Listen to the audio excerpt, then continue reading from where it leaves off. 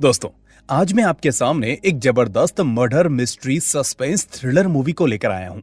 Movie का नाम आप स्क्रीन पर देख सकते हैं, जबकि इसकी IMDb रेटिंग है 7.1। मूवी में इतनी सारी डिटेल्स हैं कि वीडियो काफी लंबी हो जाएगी, इसलिए इसको 1.25x स्पीड पर देखना। लेकिन आगे बढ़ने से पहले वीडियो को लाइक और चैनल को सब्सक्राइब कर देना, ताकि आपसे कोई भी वीडियो मिस ना हो और हमें थोड़ा सपोर्ट मिल जाए। तो चलिए दोस्तों, शुरू करते हैं आज की ये शानदार एक्सप्लेनेशन।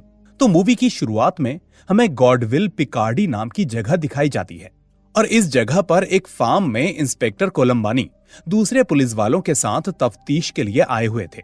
अब इंस्पेक्टर कोलंबानी देखते हैं कि फार्म के बाहर एक आदमी की लाश पड़ी हुई थी, जिसे कुल्हाड़ी से मारा गया था। इसके बाद वो पास में बने एक और घर में एंटर करते हैं, तो उन्हें उस घर के अंदर एक औरत की कुर्सी से बंधी हुई लाश दिखाई देती है। फिर कोलंबानी उस घर के ऊपर वाले फ्लोर पर जाते हैं, तो वहां पर उन्हें 2 लाशें और मिलती हैं।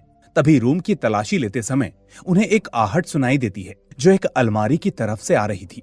अब ये सुनकर उन्हें लगता है कि शायद वो कातिल उसी अलमारी में छुपा होगा, तो वो इंस्पेक्टर उस अलमारी की तरफ गन पॉइंट कर देते हैं और जैसे ही वो उसे ओपन करते हैं तो देखते हैं कि उसमें एक बच्ची छुपकर बैठी हुई थी।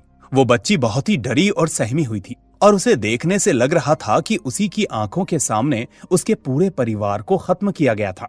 फिर सीन पेरिस में शिफ्ट होता है, जहाँ के एक न्यूज़पेपर के फ्रंट पेज पर पिकार्डी फार्म हाउस के मर्डर केस की न्यूज छपी हुई थी और उस खबर को देखकर हमें पता चलता है कि वो उस फार्म पर हुआ तीसरा अटैक था। तभी हमें वहां से अल्बर्ट नाम का एक आदमी भागता हुआ दिखाई देता है, जिसका कोई पीछा कर रहा था। अब भागते भागते अल्बर्ट पुलिस स्टेशन पर पहुंच जाता है और वहां वो देखता है कि पुलिस स्टेशन के बाहर एक आदमी खड़ा होकर सिगरेट पी रहा था और लगातार उसे ही घूरे जा रहा था।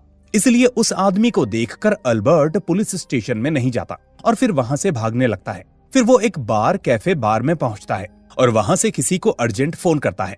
असल में वो कॉल एक पुलिस स्टेशन को की गई थी, जहां चीफ इंस्पेक्टर जूस माइग्रेट वो कॉल अटेंड करता है।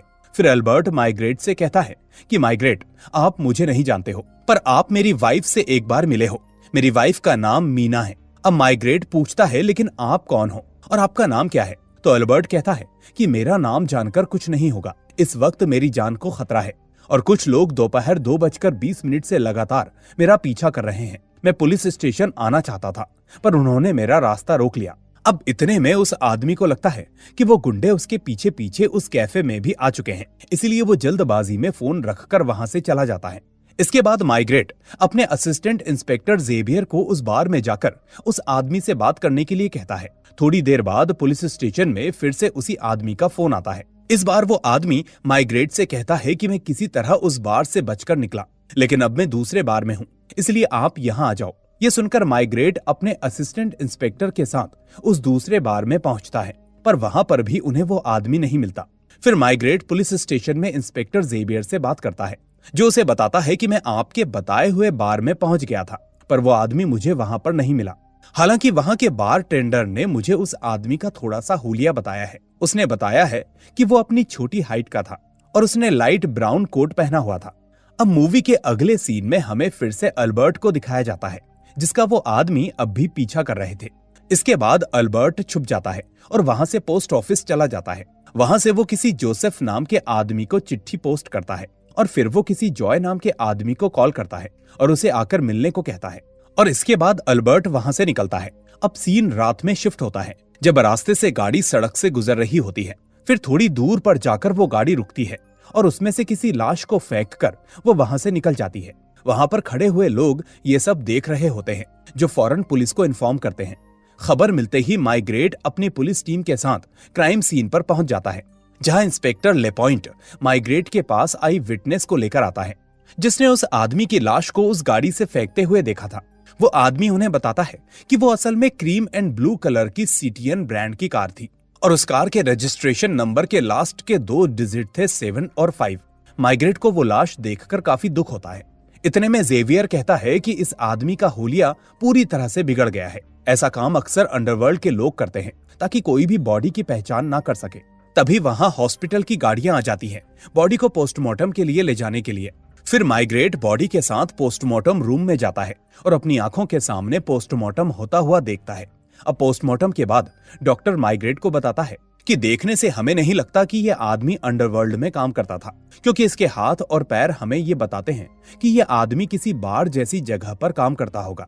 यानी ये कोई ऐसा काम करता होगा जिसमें काफी लंबे समय तक खड़ा रहना पड़ता होगा। और इसके चेहरे पर चोट के निशान हैं, जो उसके मरने के बाद किए गए हैं। फिर अगले दिन माइग्रेट अपनी टीम से कहता है कि हमें किसी भी हाल में उस ब्लू एंड क्रीम सिटियन कार को ढूंढना होगा। माइग्रेट अल्बर्ट की फोटो अपनी पूरी टीम को दे देता है ताकि पूरी टीम उसके बारे में सारी इंफॉर्मेशन इकट्ठी कर सके।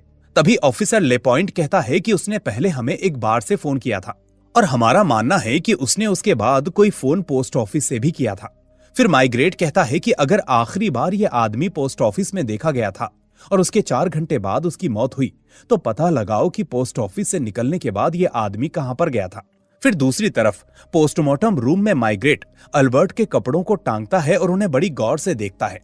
फिर वो जेवियर से कहता है कि क्या हो अगर ये आदमी पोस्ट ऑफिस से अपने घर पर गया हो, और अगर मैं अपने घर जाता तो सबसे पहले अपना सूट चेंज करता।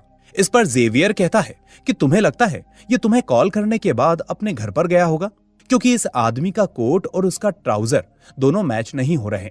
इसके बाद माइग्रेट उस कोट में बने छेदों को देखता है जो कि चाकुओं से गोदने की वजह से बने थे। फिर माइग्रेट उन छेदों को देखकर चाकू मांगता है और फिर वो जेवियर को वो चाकू लेकर उसे चाकू के निशान में डालने के लिए बोलता है। ऐसा करने पर माइग्रेट देखता है कि कोट के अंदर पहने जाने वाले ब्लेजर के छेद से वो बाहर वाले छेद अलाइन नहीं हो रहे थे। ये देखकर माइग्रेट कहता है कि जब इस आदमी पर चाकुओं से वार किया गया होगा तब इसने अपना रेनकोट नहीं पहना होगा। इसका मतलब ये किसी बंद जगह पर होगा, जबकि हमें ऐसा दिखाने की कोशिश की गई है कि ये बाहर मारा गया है। फिर सीन एक बार में जाता है जहां से अल्बर्ट ने माइग्रेट को पहली बार कॉल किया था। वहां का फोन देखते ही उसे अल्बर्ट की कही बात याद आती है। उसने कहा था कि उसका कोई पीछा 2:20 से कर रहा है। अब जेवियर पूछता है कि ये 2:20 क्या है, तो माइग्रेट कहता है कि हो सकता है ये किसी ट्रेन का टाइम हो या फिर किसी घोड़े की रेस का टाइम हो, इसलिए पता करो कि 2:20 पर कौन कौन सी ट्रेन का टाइम होता है और रेस कोर्स पर भी जाकर पता करो कि क्या इस टाइम पर कोई रेस होती है। आगे माइग्रेट अपनी टीम के साथ रेस कोर्स पर इन्वेस्टिगेशन करने के लिए जाता है, जहां इंस्पेक्टर लेपॉइंट अल्बर्ट का फोटो रेस कोर्स पर काम करने वाले एक आदमी को दिखाता है, जो उस फोटो को देखकर उसे पहचान जाता है।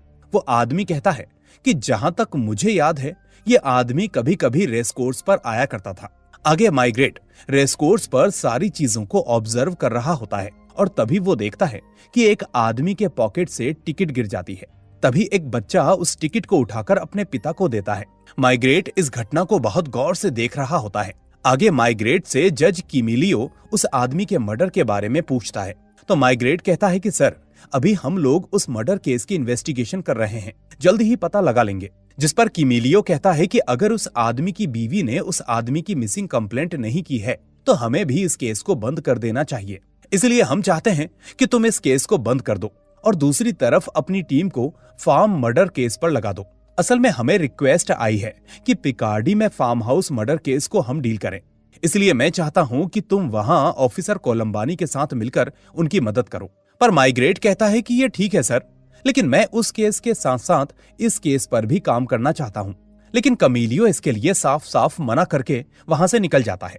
अगले सीन में हम देखते हैं कि इंस्पेक्टर कोलंबानी फार्म से कुछ सबूत लाए होते हैं फॉरेंसिक जांच के लिए। तभी वहां पर माइग्रेट आ जाता है जो कोलंबानी से कहता है कि मेरा पूरा डिपार्टमेंट आपकी पूरी तरह से हेल्प करेगा, लेकिन मेरी एक रिक्वेस्ट है कि इस बीच आप मेरे 2 ऑफिसर्स जेवियर और लेपॉइंट को थोड़ा सा फ्री रखें, क्योंकि वो इसके साथ साथ मेरे लिए एक दूसरा केस भी डील कर रहे हैं। तो कोलंबानी आराम से माइग्रेट की बात मान जाता है। अगले दिन पुलिस स्टेशन में जेवियर और लेपॉइंट अपनी लीड्स के बारे में बात कर रहे होते हैं। तब उन्हें पता चलता है कि अल्बर्ट ने अपने मर्डर वाले दिन 2:20 पर हॉर्स रेस में बेट लगाई थी और जेवियर को पता चलता है कि उस रात 8 बजे एक ब्लू एंड क्रीम सिटियन कार एक जगह खराब हो गई थी। असल में उन्हें ये जानकारी वहां से गुजर रहे एक लड़के ने दी थी। इतने में वहां कमीलियो आता है, जो देख लेता है कि माइग्रेट वहां नहीं है, लेकिन ये लोग अभी भी अल्बर्ट के केस पर काम कर रहे हैं, इसलिए वो फौरन माइग्रेट को न आने का कारण पूछता है। जिस पर माइग्रेट कहता है कि मेरी तबीयत कुछ ठीक नहीं है, इसलिए नहीं आया। फिर कमीलियो कहता है कि मैंने तुम्हें मना किया था कि तुम उस डेड बॉडी वाले केस पर काम मत करो, फिर ये तुम्हारे आदमी क्या कर रहे हैं? तो माइग्रेट कहता है कि सर, मैं उस केस पर काम नहीं कर रहा हूँ, मैं तो बस उसके बारे में सोच रहा हूँ। ये सुनकर कमीलियो फोन रख देता है, जबकि दूसरी तरफ माइग्रेट की वाइफ उससे पूछती है कि आखिर तुम उस डेड बॉडी के बारे में क्या सोच रहे थे। तो माइग्रेट कहता है कि मैं ये सोच रहा था कि उसने बार में ऐसी ड्रिंक ऑर्डर क्यों की जिससे नशा ही ना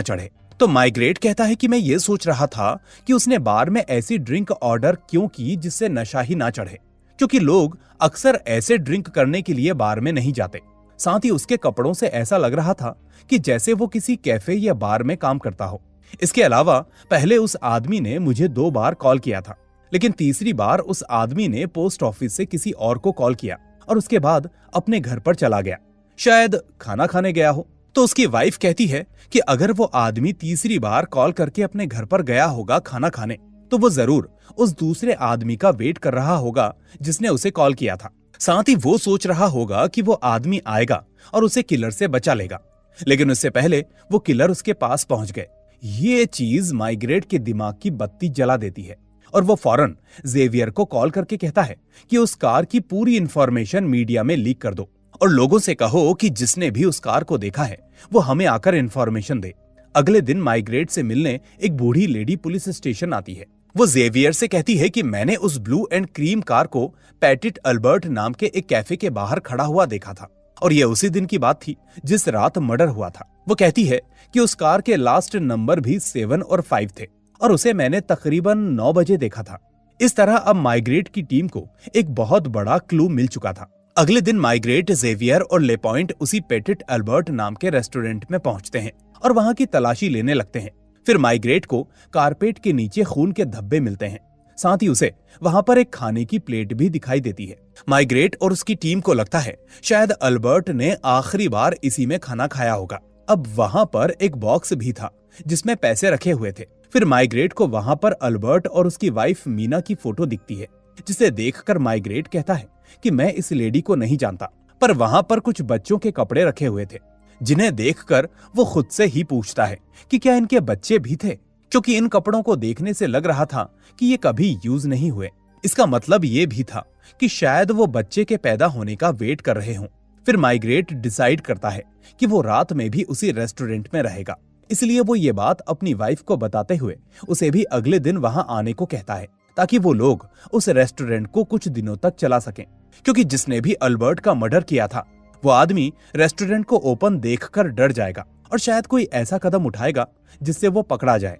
और हम देखते हैं कि माइग्रेट का ये प्लान काम करता है, क्योंकि उस रेस्टोरेंट को खुला देखकर एक आदमी चौंक जाता है। इस आदमी का नाम होता है जीन। वो वहां से गुस्से में निकल जाता है और सीधा एक होटल में पहुंचता है। फिर हम नोटिस करते हैं कि उस होटल का मालिक जीन को देखकर काफी डर जाता है। फिर होटल का मालिक भी दबे पांव रूम के पास वाली दीवार के पास जाता है और वहां बने छेद से होटल के रूम के अंदर देखने लगता है। वो देखता है कि जीन अभी जिस कमरे के अंदर आया है उस रूम में एक लेडी और 2 आदमी पहले से ही मौजूद थे। फिर जीन अंदर आकर उन तीनों से पूछता है कि तुमने तो कहा था उस रेस्टोरेंट का मालिक मारा गया है, फिर आखिर वो रेस्टोरेंट कौन चला रहा है? क्योंकि मैं अभी वहीं से आ रहा हूं और वो रेस्टोरेंट ओपन था। अब वहीं पर मौजूद पीटर नाम का आदमी कहता है, क्या तुमने भांग खा रखी है? तो जीन इस बात पर भड़क जाता है और उसे मारने लगता है।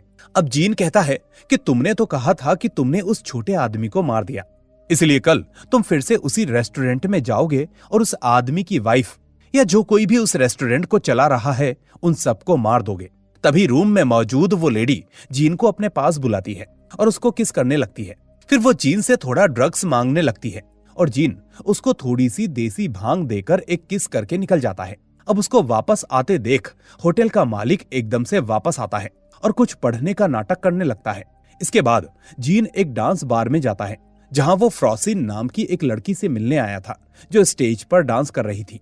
अब उसकी परफॉर्मेंस के बाद जीन उसे अपने साथ कहीं पर ले जाता है और वहां वो उसे एक महंगा नेकलेस गिफ्ट करता है। जैसा कि हम जानते हैं कि माइग्रेट और उसकी वाइफ अल्बर्ट के रेस्टोरेंट को चला रहे होते हैं।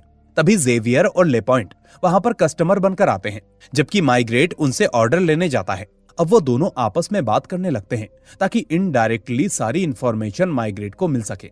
लेपॉइंट कहता है कि अल्बर्ट 18 महीने पहले इस होटल में वेटर का काम किया करता था, जिसके बाद उसने काम छोड़कर मीना से शादी कर ली थी और वो दोनों मिलकर ये रेस्टोरेंट चलाने लगे थे। मीना की लोकेशन के बारे में हमें अभी तक कुछ भी पता नहीं चला है। तब माइग्रेट अपने इंस्पेक्टर से कहता है कि तुम न्यूज़पेपर में एक कॉलम प्रिंट करवाओ और ये कॉलम अल्बर्ट के उस दोस्त के बारे में होना चाहिए जिसको उसने लास्ट में कॉल किया था। साथ ही उसमें लिखा होना चाहिए कि वो फौरन माइग्रेट से आकर मिले और माइग्रेट उसे पूरी प्रोटेक्शन देगा। अगले दिन हम विक्टर नाम के आदमी को देखते हैं जो पीटर के कहने पर चाकू लेकर अल्बर्ट के रेस्टोरेंट के बाहर खड़ा हुआ था ताकि जीन का कहा हुआ काम पूरा हो सके। अब इसी बीच माइग्रेट खिड़की से विक्टर को उस रेस्टोरेंट के अंदर जाते हुए देख लेता है। उसी वक्त रेस्टोरेंट में जेवियर और लेपॉइंट भी होते हैं जिनको माइग्रेट चौकन्ना होने के लिए बोल देता है। फिर विक्टर रेस्टोरेंट में आता है और काउंटर पर आकर माइग्रेट की वाइफ से एक ड्रिंक ऑर्डर करता है। पास में ही लेपॉइंट भी काउंटर पर बैठा हुआ था। इतने में विक्टर लेपॉइंट के कोट के अंदर रखी हुई गन को देख लेता है और समझ जाता है कि वो एक पुलिस वाला है। इसके बाद विक्टर वहां से बाहर चला जाता है और ये देखकर माइग्रेट जेवियर को उसका पीछा करने को कहता है। फिर जेवियर उसको फॉलो करने लगता है। वहीं दूसरी तरफ माइग्रेट और लेपॉइंट भी गाड़ी से विक्टर का पीछा कर रहे होते हैं। अब विक्टर अपने होटल रूम की तरफ जा रहा था, लेकिन इतने में जीन वहां आ जाता है और विक्टर को शूट करके मार डालता है। अब जेवियर गन की आवाज सुनकर वहां आता है, लेकिन इतने में विक्टर की जान जा चुकी थी और जीन भी वहां से भाग चुका था। अब जेवियर उसकी बॉडी की तलाशी लेने लगता है, लेकिन पास के लोग उसे रोकने लगते हैं। पर तभी माइग्रेट और लेपॉइंट भी वहां पहुंच जाते हैं और लोगों को संभाल लेते हैं। इसके बाद हम देखते हैं कि पुलिस स्टेशन में मीटिंग चल रही होती है, जहां जेवियर बताता है कि विक्टर एक इल्लीगल इमिग्रेंट था और वो फर्जी आईडी बनाकर इस देश में रह रहा था। साथ ही हमने उस एरिया को भी मार्क किया है जहां विक्टर को गोली मारी गई थी। अब हम उसी एरिया में एक बड़ी टीम लेकर तलाशी करेंगे और पता करने की कोशिश करेंगे कि उसको गोली किसने मारी। तो आगे हम देखते हैं कि वो तीनों उसी एरिया में जाते हैं और उस एरिया की तलाशी लेने लगते हैं। पुलिस वाले वहां बने हर रूम में जाकर हर एक व्यक्ति को विक्टर की फोटो दिखा रहे थे और वहां के कमरों की तलाशी ले रहे थे। वहां पर ज्यादातर रहने वाले लोग इल्लीगल इमिग्रेंट्स ही थे। इतने में पीटर समझ जाता है कि पुलिस उन्हें पकड़ने आई है, इसलिए वो अपना सारा सामान और देसी भांग उठाकर वहां से भागने की तैयारी करने लगता है। यहाँ हम देखते हैं कि उनके साथ रहने वाली लेडी बिस्तर में दर्द में पड़ी हुई थी, जो प्रेग्नेंट होने की वजह से कहीं नहीं जा सकती थी। वो पीटर को अकेले भागते देख गुस्सा करने लगती है, लेकिन पीटर वहां से भाग जाता है। फिर वो जेवियर को मिल जाती है और वो उसे माइग्रेट के पास लेकर आता है। अब उस लेडी को पेन में देखकर माइग्रेट समझ जाता है कि उसे लेबर पेन शुरू हो चुका है, इसलिए वो फौरन एम्बुलेंस बुलाता है। इसके बाद वो उस होटल के ओनर को बुलाता है जिसके होटल में वो लोग रुके हुए थे। अब होटल ओनर उस लेडी का नाम मारिया बताता है और झूठ बोलता है कि मारिया उस जगह पर अकेली ही रहती थी। लेकिन जब माइग्रेट उस रूम में उसे कई लोगों के ओवरकोट दिखाता है और चिल्लाकर पूछता है कि सच बताओ कि यहाँ पर कौन कौन था, तो वो ओनर डरकर सच बोल देता है। वो कहता है कि विक्टर और पीटर इसी लेडी के साथ रहते थे और अक्सर उसके साथ एक एक करके समय बिताया करते थे। इसके बाद मारिया को हॉस्पिटल भेज दिया जाता है और माइग्रेट होटल में जाकर उस होटल की तलाशी लेने लगता है। अब माइग्रेट को वहां पर एक छेद दिख जाता है जहां से उस होटल के रूम के अंदर झांका जा सकता था। ये देखकर वो समझ जाता है कि होटल का मालिक उससे झूठ बोल रहा है, इसलिए अब वो वापस होटल ओनर के पास जाता है और उसका रजिस्टर चेक करने लगता है। वहां माइग्रेट को पीटर का नाम दिखाई देता है, जिसके बाद वो पूछता है कि क्या पीटर ने ही विक्टर को गोली मारी थी। तो होटल ओनर कहता है कि नहीं, पीटर ने उसकी कॉल का जवाब दिया था और विक्टर को गोली किसी और आदमी ने मारी थी। इसके बाद होटल ओनर माइग्रेट को जीन के बारे में सब कुछ बता देता है। वो बताता है कि जीन ही था जो इन लोगों से यहाँ पर मिलने आया करता था। वो हमेशा अच्छे कपड़े और ओवरकोट पहना करता था। साथ ही वो सभी अक्सर मिलकर बाहर जाया करते थे और जब वापस आते थे तो उनके पास बहुत सारे पैसे और ज्वेलरी हुआ करती थी। ये सुनकर अब माइग्रेट पूछता है कि अपने रजिस्टर में देखकर मुझे बताओ कि आखिर जिस दिन वो आकर मिलते थे और जब दूसरे दिन ज्वेलरी और पैसे साथ में लाते थे तो उस दिन की तारीखें क्या क्या थी। इसके बाद ओनर अपना रजिस्टर चेक करता है और उसे 3 तारीखें बताता है। एक थी 8 अक्टूबर, दूसरी थी 11 सितंबर और तीसरी थी 12 अगस्त। अब ये तीनों तारीखों के बारे में सुनते ही माइग्रेट को कुछ याद आता है। वो याद करता है कि ये तीनों तारीखें वही थीं जो फ्रांस के हर न्यूज़पेपर में छपी थी, क्योंकि इन्हीं डेट्स पर वो पिकार्डी मर्डर्स हुए थे। अब माइग्रेट ओनर से पूछता है कि क्या तुम्हें पता है तीनों डेट्स किस ओर इशारा कर रही हैं? तो वो ओनर फूट फूट कर रोने लगता है, क्योंकि वो जानता था कि ये लोग शायद पिकार्डी मर्डर केस में इन्वॉल्व थे। यानी अनजाने में ही सही, लेकिन माइग्रेट ने उन मर्डर्स का पता लगा लिया होता है। अब ये बात कंफर्म होते ही इंस्पेक्टर कोलंबानी उस होटल में आता है और रूम की छानबीन करने लगता है। फिर वो माइग्रेट से पूछता है कि आखिर उन लोगों ने इस रेस्टोरेंट के ओनर अल्बर्ट को क्यों मारा होगा, क्या वो उनके साथ काम करता था? तो माइग्रेट कहता है कि नहीं, मुझे नहीं लगता कि वो भी उनके साथ काम करता था, लेकिन जो भी हो हम जल्दी ही उसकी डेथ के बारे में पता लगा लेंगे। पर मुझे न्यूज़पेपर से एक और जरूरी जानकारी मिली है, और वो ये कि 8 अक्टूबर की रात इन सभी ने पेरिस से गोडवो के बीच में ट्रेवल किया था, लेकिन इनमें से 3 लोग एक वैन में गए थे और वो चौथा ओवरकोट वाला आदमी एक ट्रेन में गया था जो कि काफी स्लो चलती है। फिर अगले सीन में हम जीन को देखते हैं जो टैक्सी में अपनी गर्लफ्रेंड को बैठाता है, जबकि पीटर भी वहीं खड़ा होकर उन्हें देख रहा था। अब पीटर जीन के पास जाता है, जिसके बाद जीन उसे साइड में ले जाता है। फिर पीटर उससे कहता है कि मारिया को पुलिस ने पकड़ लिया है, अब जल्द ही हम लोग भी पकड़े जाएंगे। अब जीन पीटर को समझाता है कि मारिया हमारे लिए एक खतरा बन चुकी है, इसलिए उसके बारे में सोचना छोड़ दो। अगर तुम्हें कोई और औरत चाहिए तो मैं दिलवा दूंगा, यहाँ तक कि कार में मेरे साथ जो लड़की है वो भी तुम्हें मिल जाएगी। लेकिन फिलहाल एक काम करो, तुम ये गन लो और मारिया को जाकर खत्म कर दो, ताकि हमारे राज ऐसे ही राज बने रहें और पुलिस हम तक कभी ना पहुंच पाए। अब अगले सीन में माइग्रेट उस लड़की से पूछताछ करने आता है जो पिकार्डी मर्डर केस की इकलौती विटनेस थी। वहां वो उस बच्ची से बहुत प्यार से इंफॉर्मेशन निकलवाता है और उसे मारिया की फोटो भी दिखाता है ताकि वो लड़की उसकी पहचान कर सके। दूसरी तरफ वो मारिया हॉस्पिटल में एक बच्चे को जन्म देती है, जिसके थोड़ी देर बाद माइग्रेट और कोलंबानी मारिया से पूछताछ करने आते हैं। अब माइग्रेट उससे पूछता है कि 8 अक्टूबर को पिकार्डी मर्डर केस वाले दिन तुम कहां पर थी। साथ ही वो मारिया से और भी कई सारे सवाल पूछता है, लेकिन वो उसके किसी भी सवाल का कोई जवाब देने से मना कर देती है। अब माइग्रेट कहता है कि 8 अक्टूबर वाले दिन उस घर में एक आई विटनेस बच गई थी जो कि एक बच्ची थी, और उस बच्ची ने वहां पर हुए इस सारे घटनाक्रम को अपनी आंखों से देखा था। उस बच्ची ने हमें बताया कि कैसे तुमने उसकी मां को टॉर्चर किया था, और जब तुम्हें उसकी मां से तिजोरी की चाबी मिल गई थी तो तुमने उसकी मां का गला काटकर उसे मार दिया। इसलिए अब साफ साफ बताओ कि पीटर कहां पर है, और तुम्हारे साथ काम करने वाला वो चौथा आदमी कहां है, और कौन है जो वो फर वाला ओवरकोट पहनता है। लेकिन ये सुनने के बाद भी वो कोई जवाब नहीं देती, उल्टा जोर जोर से हंसने लगती है, जिसके बाद माइग्रेट उसे वापस जेल में ट्रांसफर करने के लिए कह देता है। अब मूवी के अगले दिन में मारिया को पुलिस वैन में बैठाया जा रहा होता है, जबकि वो पीटर भी वहीं घात लगाए बैठा था। फिर मारिया के बाहर आते ही पीटर उसकी तरफ गन लेकर बढ़ता है और उसके ऊपर गोली चलाने वाला होता ही है कि तभी जेवियर इतने में उसे शूट कर देता है। पीटर की वहीं पर मौके पर ही मौत हो जाती है, जबकि मारिया बाल बाल बच जाती है। उधर माइग्रेट अपने घर पहुंचता है, जहां उसकी बीवी उसको बताती है कि तुम्हारा घर पर कोई इंतजार कर रहा है। अब माइग्रेट उस आदमी से मिलता है तो वो आदमी माइग्रेट को न्यूज़पेपर में छपी एक खबर पढ़कर सुनाता है, जो कि वही खबर थी जो माइग्रेट ने छपवाई थी कि अल्बर्ट का दोस्त उससे आकर मिले, जिसे वो खुद प्रोटेक्शन प्रोवाइड करेगा। तभी वो आदमी उसे बताता है कि मैं ही अल्बर्ट का दोस्त हूँ और मैं अक्सर उसके रेस्टोरेंट में खाना खाने जाया करता था, जिसके बाद मेरी उससे पहचान हुई और फिर हम दोनों अच्छे दोस्त बन गए। अल्बर्ट ने अपने मर्डर वाले दिन मुझे ही फोन किया था। असल में वो जान चुका था कि पिकार्डी मर्डर केस में कौन कौन लोग शामिल थे, और इस बारे में बात करने के लिए ही उसने मुझे अपने रेस्टोरेंट में बुलाया था। लेकिन जब तक मैं वहां पहुंचा, अल्बर्ट तब तक मारा जा चुका था। दरअसल मैं इस वक्त पेरोल पर हूं, क्योंकि मेरे खिलाफ कुछ केसेस चल रहे हैं। साथ ही पड़ोस में रहने वाली बूढ़ी लेडी ने भी मुझे मेरी कार के साथ देख लिया था, इसलिए मैं खुद को खतरे में नहीं डालना चाहता था, क्योंकि पुलिस इस मर्डर केस में सबसे पहले मुझे अपराधी मानती। इसलिए मैंने अल्बर्ट की बॉडी पर और उसके चेहरे पर कुछ चोट के निशान बनाए, ताकि देखने से उसकी बॉडी ऐसी लगे जैसे उसे अंडरवर्ल्ड के लोगों ने मारा है। और फिर मैंने अपनी गाड़ी से अल्बर्ट की बॉडी सड़क पर फेंक दी, ताकि सबको लगे कि ये मर्डर अंडरवर्ल्ड के लोगों द्वारा किया गया है, और फिर इस मर्डर की ज्यादा इन्वेस्टिगेशन ना की जाए। अब माइग्रेट उस आदमी से मीना के बारे में पूछता है, जिस पर वो आदमी कहता है कि मीना जिंदा है और एकदम सेफ है।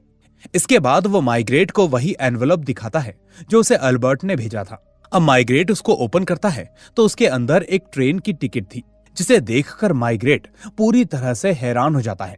फिर मूवी के अगले सीन में हमें दिखाया जाता है कि जीन पेरिस छोड़कर भागने की तैयारी कर रहा था। वो उस जगह पर जाता है जहां उसने अपनी वैन छुपाकर रखी थी। फिर वो वहां से चोरी का सामान लेकर बाहर निकलता है। जबकि दूसरी तरफ हम देखते हैं कि फ्रांसिन अपने साथ काम करने वाली लेडी से कहती है कि मैं हमेशा के लिए जीन के साथ ये शहर छोड़कर जा रही हूँ और अब अपनी नई शुरुआत करूंगी। उधर माइग्रेट लॉकअप में जाता है और उस होटल ओनर से मिलता है। वो उससे पूछता है कि वो फर कोट पहनने वाला आदमी अपने साथियों को लेकर उस रेस ट्रैक पर कब कब जाता था। तो होटल ओनर कहता है कि वो अपना चोरी का सामान बेचने के लिए वहां जाया करते थे।